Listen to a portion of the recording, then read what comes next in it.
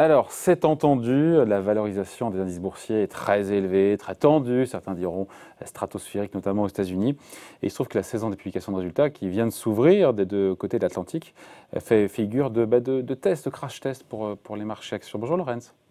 Bonjour David. Laurence Lafont, rédacteur en chef de la lettre d'investissement. Propos utile, on sait que les marchés actions voient la vie en rose, c'est pas nouveau. Des gains qui sont supérieurs depuis le début de l'année à presque 10%. Beaucoup d'optimisme, des attentes qui sont élevées, très élevées. Oui, oui, mais en même temps, on vit quelque chose d'atypique. On sort d'une crise sanitaire qui a fait s'effondrer les profits, surtout en Europe et dans une moindre ampleur aux États-Unis. Donc c'est normal qu'on soit sur des taux de croissance élevés, qu'il y ait des attentes. Et on vit quelque chose d'atypique parce que d'habitude, on commence un trimestre avec des prévisions d'analystes qui sont, on va dire par exemple de 10%. Au fil du trimestre, ça se dégrade et on finit à 5%. Et puis les entreprises battent ces estimations révisées à la baisse. Et c'est à peu près toujours le même scénario depuis une dizaine d'années. Et là, à l'inverse, on avait une prévision au début du trimestre qui était de 20% de croissance des profits aux États-Unis pour le SP500. On est à 4. Donc tout au long du trimestre, on a gagné des points parce que les entreprises ont visiblement bien communiqué auprès des analystes. Et on est sur un tel élan que voilà, on est à 24% de croissance attendue au début de la saison des résultats. Et il n'est pas exclu qu'on termine bien plus haut. C'est même Oui, sauf certain que les d'ailleurs. marchés actions ont bien plus monté que 24% depuis un an. On a fait plus de 50% en one way. Alors, oui, bien sûr. Mais si vous prenez, là on parle des estimations du premier trimestre. Si vous prenez le premier trimestre 2020, on avait perdu 15% par rapport à 2019 aux États-Unis sur les profits. Là, on va gagner quasiment 30 quand on va avoir des révisions, enfin les résultats qui vont battre les estimations comme d'habitude, on va être pas loin de 30%. Donc on va battre en fait le premier trimestre 2019. On a plus qu'effacé la crise sur ce premier trimestre en tout cas. Donc Oui. c'est pas non plus idiot de se dire que les marchés doivent être plus hauts qu'en 2019 ou en 2020, au début de l'année 2020. On est sur une dynamique très forte et ça se traduit dans les cours. Mais il faut à chaque fois, pour justifier encore une fois de telles valorisations, il faut qu'il y ait tout le temps des révisions à la hausse, de la croissance, des bénéfices, des Ben, anticipations aussi qui soient... c'est effectivement plus que le niveau des bénéfices, c'est vraiment la dynamique et l'élan qui importe.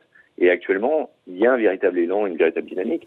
Vous avez eu d'une certaine manière un excès de pessimisme au milieu de l'année 2020 lorsque la crise sanitaire battait son plein et que la perspective d'un vaccin était éloignée.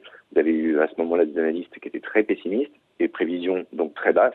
Et on vit encore, si vous voulez, une réévaluation de ces estimations.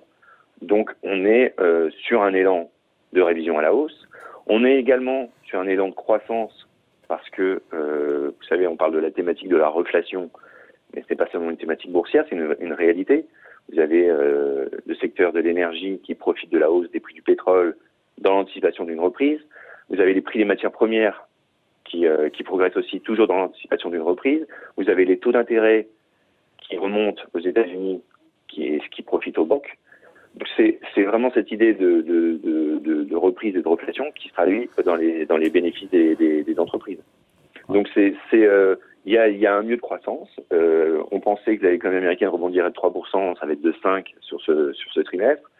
Voilà, ça justifie cet élan et ça justifie d'une certaine manière des valorisations qui, vous le dites, sont élevées, sont historiquement élevées. Ah ouais, largement. Mais ah bah oui, on est sur le SP500, on On a paye perdu 24 fois 24 cette année et 22 l'année prochaine. Ouais, exactement.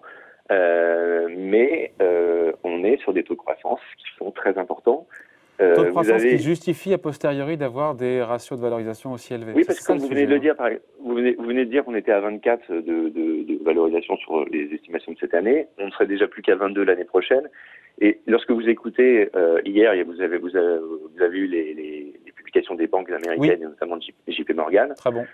Très bon d'ailleurs. Le PDG de JP Morgan dit en quelque sorte, avec les plans de relance, les plans d'infrastructure, les banques centrales qui ne sont pas prêtes de relever significativement les taux, les entreprises qui, grâce au plan de soutien, ont traversé la crise sans trop de difficultés, et les consommateurs qui ont mis de l'argent de côté, il dit textuellement, on s'attend à plusieurs années de forte croissance robuste. Donc même s'il a tort, l'idée générale actuellement, c'est ça. Et cette idée, justifie actuellement les niveaux de valorisation du marché américain. Ouais, ok. Donc pour vous, ce crash test, il sera passé sur le premier trimestre avec de bons résultats? Il n'y a pas de risque particulier Non, non, non, non, non. Le risque. Pas de risque de déception sur certaines grosses valeurs? Non, le risque de déception, à mon avis, il est quasiment inexistant. Après, le risque dans les semaines qui viennent, c'est d'avoir des indicateurs de croissance qui montrent que, au-delà de l'élan de sortie de crise, ça se tasse vite. Si c'est le cas, vous avez des PMI, vous savez, les indices PMI qui pourraient marquer un sommet et donc montrer que la sortie de crise, la croissance ralente déjà. Ça, c'est un risque. Ça serait un risque pour les valorisations. Ça peut déclencher une correction. Ouais. D'ailleurs, c'est pas le sujet du jour, Laurence, mais je suis surpris de voir que le plan Biden de hausse d'impôts sur les sociétés de 21 à 28% est totalement ignoré par Wall Street. Exactement. Alors que dans l'autre sens, quand Trump l'a baissé de 35 à 21, ouais. Ça avait justifié le bull market, le marché aussi. Et on en avait profité avant l'annonce, pendant l'annonce et après. Donc, voilà. Donc bon. Encore une fois, c'est l'optimisme qui prévaut, mais effectivement, c'est un vrai risque, les hausses d'impôts de Joe Biden. Dans le détail, il relève effectivement de 21 à 28 et surtout, il relève à 21% le taux minimum d'imposition des profits réalisés à l'étranger. Ouais. Et là-dessus, vous avez énormément d'entreprises américaines qui aujourd'hui optimisent parce qu'elles en ont la possibilité. Et il y a un vrai impact sur la croissance des profits qui peut se traduire de 4-5 points dès l'année prochaine. Maintenant, le marché est tellement optimiste actuellement qu'il se dit oui, mais les républicains vont s'y opposer, n'ont pas envie non plus, même les démocrates, d'affaiblir l'économie au moment de la sortie de crise. Donc, est-ce que c'est le bon moment de relever les impôts? Moi, je ne pense pas.